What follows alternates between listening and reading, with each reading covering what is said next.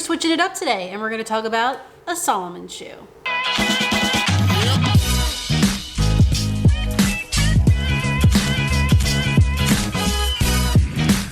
Good morning, YouTube.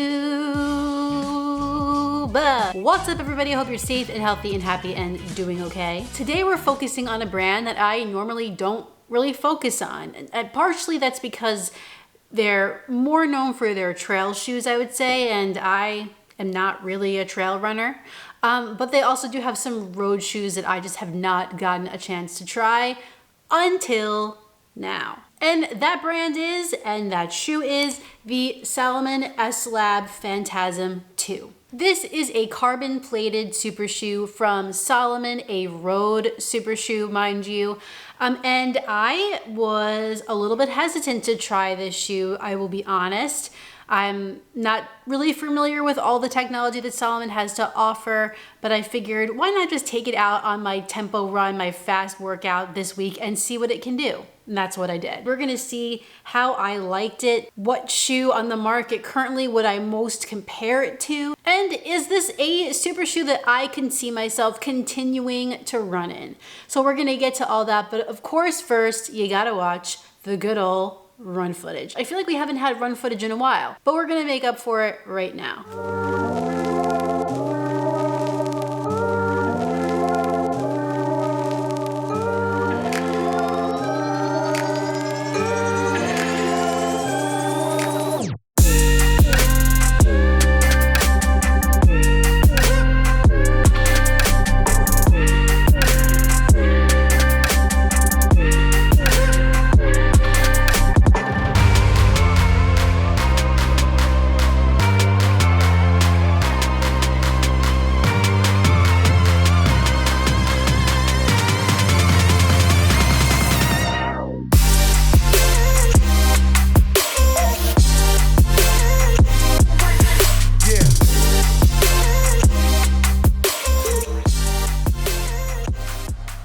Before we get started today, I just want to let you know that this shoe was sent to me by Salomon. However, they're not going to see this video before you.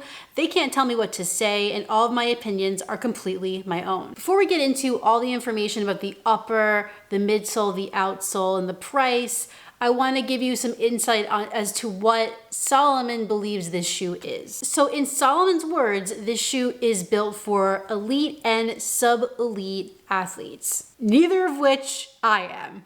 And this is meant for going as fast as you can and record breaking during those longer road races. We're gonna come back to that later, but it is something that I did want to point out because it is how Salomon is describing their shoe, and it's going to play into a little bit of my experience with it later on. But first, let's start with the upper. Salomon is using what feels to me like a synthetic mesh material. It has that like plasticky feeling, almost like the Hoka Rocket X2. I think that's the upper that I would compare it to the most. It's very lightweight, extremely breathable. It has that barely there feeling. In the midfoot, there's really no overlays at all. However, when you get to the back, the heel counter is fairly sturdy and it will lock your heel in place. First things first, sizing wise, as you guys saw in the run footage, I did not say this shoe is true to size. They sent me a woman's 10. I'm usually a women's 10.5 in shoes, and this is still big for me. I have a little bit too much room in that toe box area. I probably could have afforded to go a half size down even in this shoe. It didn't cause any discomfort or any real problems, but I think it would have felt maybe a tinge better had it really properly fit me. Because of that, I had to cinch the laces down a bit extra. However, I was able to get a lockdown across the midfoot, and my foot wasn't like sliding in around the upper inside the shoe or anything like that. The tongue is very stretchy and soft, feels nice on the top of your foot. It's gusseted in a sense that it doesn't have those wings, but it seems to be sewn onto the sides of the shoe. And I know I don't usually like this, however, I didn't have an issue with it. The padding is inside of the ankle collar rather than on top of the shoe up here. Turning the shoe over this way, I feel like the midfoot is fairly narrow. Didn't matter for me because I have a narrow foot, but if you do not, it might be a little too narrow for you. Just be aware of that. And then the toe box does open up a bit, but for me, it opens up too much. Despite the issues with fit, I didn't get any hot spots or blisters or irritation with the Salomon S-Lab Phantasm 2. A mouthful. Overall, I'd say I like the materials here, but the fit just wasn't quite right for me. Okay, so now let's chat about the midsole of this shoe. Salomon is using a Pebax foam here, which we all know is a very high-end performance-based foam that many super shoes have. And they also have a full-length carbon plate in this shoe sandwiched in between those layers of Pebax. And Salomon is calling that their energy blade plate. I do also want to know that the forefoot of the shoe curves up a bit here as well, which helps to propel you forward even more alongside the plate and alongside the foam. So how did it feel to run in a Salomon Road super shoe? Well, when I first put this on my foot, which I got this shoe a couple months ago, I was, aside from the fit of it, a little hesitant because it felt kind of firm just walking around. So my workout that day was a 1 mile warm up, followed by 5 1K repeats with 1 minute and 30 minutes of jogging rest in between, followed by a cool down mile. So during my warm up mile, I was actually like, oh, this doesn't feel so bad. Maybe it'll feel even better once I start doing the 1K repeats.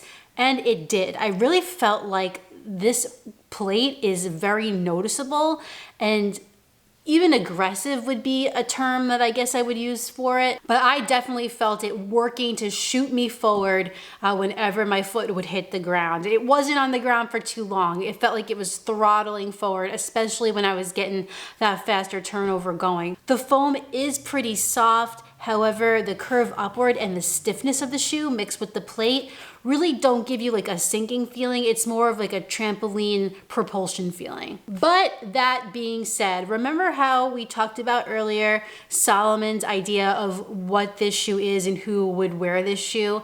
So they said elite and sub-elites. Of course, I am neither elite or sub-elite, and I'm not even close to sub-elite. The thing about sub-elite and elite runners is that they have a pretty efficient and perfect stride. Well, most of them. That is something that I do not have. If you've been watching this channel for a long time, then you know that I had an overpronation problem, especially in my right foot. And in the running footage, and I could also feel it while I was running, but in the running footage, it was scary obvious to me how badly my foot was pronating in this shoe. And today, I gotta be honest, like that leg is a little bit sore in like the Achilles, like lower calf area. I think because it's narrow in the midfoot, there's just nowhere for my foot to go when it is overpronating, so it just further exacerbates the problem. And next thing you know, my ankle's snapping in half. It is important for me to point this out because I feel like a lot of the people who watch this channel are kind of like me in the sense where we're middle pack athletes and we might not have the most perfect running stride. And this might not be the most perfect shoe for that. And that's totally okay. I think because of that issue, I could not take this shoe long. I think about 7 miles is where I would cap it. But if you do have a solid stride, it's pretty neutral, no real overpronation going on, then you might absolutely love the ride of this shoe because all things considered, besides that issue for me, it really is a good, pleasant feeling shoe that goes pretty damn fast. If I had to compare it to another super shoe on the market right now, I'd say it most reminds me of like the Hoka Rocket X2 as a whole. I do think this midsole does compete with the other super shoes out there. They did a nice job with it. I just don't have the stride for it. Moving on down to the outsole of this shoe. Salomon is using some Contra Grip rubber in the forefoot, and there are 2 rubber pods on the heel of the shoe as well. This rubber is so grippy and good. It has like little nubs of traction on it, and they just bite into that concrete, that pavement, and even some gravel, whatever kind of terrain you're running on. I think this is a really solid outsole, and it's gonna be perfect for those races where maybe the weather isn't really ideal. Maybe it's pouring rain outside. I would not feel scared running in this shoe in the pouring rain because I know that the traction is gonna be solid. The Salomon S-Lab Phantasm 2 is $275, which is a pretty expensive price tag. You can get other super shoes for cheaper than that. Not much cheaper, but still cheaper. However, if you have a really good stride and you're into Salomon and you're into their road shoes, then this is a very good option. Again, I did really enjoy it. It just doesn't necessarily agree with me. But in any event, I will link them down below when they become available. I don't think this will be an affiliate link. It might just be to Salomon's website. Just want to make it easier for you to pick up your own pair if that is what you want to do. I'm glad I gave it a shot. I am. That's the beauty of running shoes and technology, is that's what works for some people might not work for the other people, and that's why there are a variety of different options. Have you tried a road shoe from Salomon that you love? Did you try the first version of this shoe? Are you gonna try this version? Let me know in the comments down below. Well everyone, that concludes my first impressions of the Salomon S-Lab Phantasm 2. If you enjoyed this video, please like it down below and subscribe when you're done with all that. Hit the notifications bell so you can find out every time I upload a new video. At first I wasn't really digging just the white and the red, but I kind of like it now. It's sort of prototypey. And I like that vibe. I have another video for you next week, but in the meantime, get out there, get on the grind, and don't forget to run like heller. See you next time.